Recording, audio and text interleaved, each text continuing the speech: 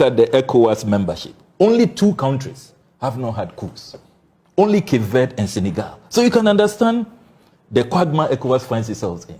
Credibility crisis, lacking the moral right. All of these countries, when coups happen, the Nigerians will tell you, why was there not an intervention? If you do the counting, since ECOWAS was established in 1975, there has been about 126 coups. Over the last 3 years, there have been 6 coups already. 2 in Mali, 2 in Burkina Faso. So there's a real credibility crisis. And this attempt to now say, you see, we must be hardlined, we must use force, and that will serve as a deterrent. I am afraid. I take a totally different view. I do not think that military intervention is what will stem the tide.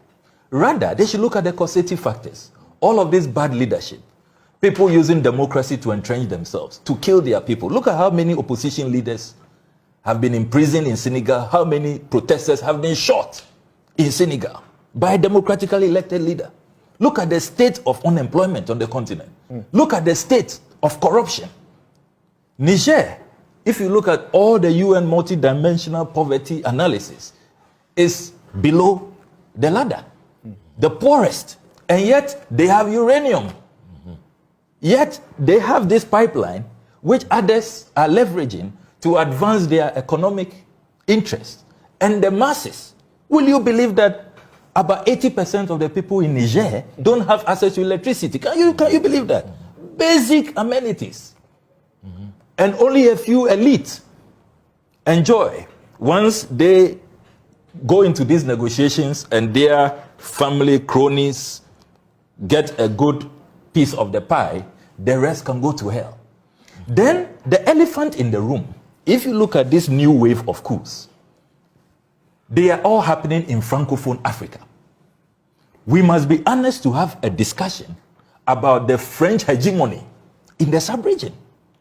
This Charles de Gaulle pact must give way.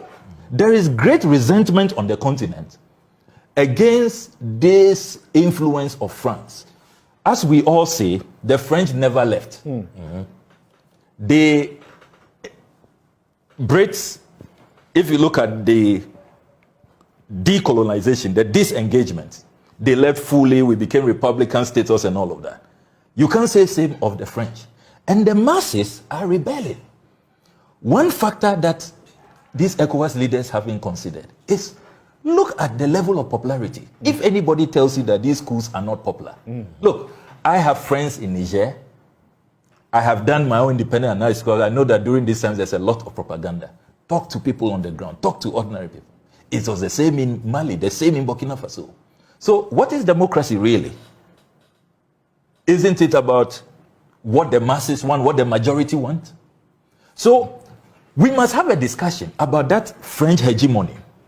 And France itself, and I noticed that in the early days of President Macron, he tried to offer a new partnership, some new framework, but he has not been deep and far-reaching.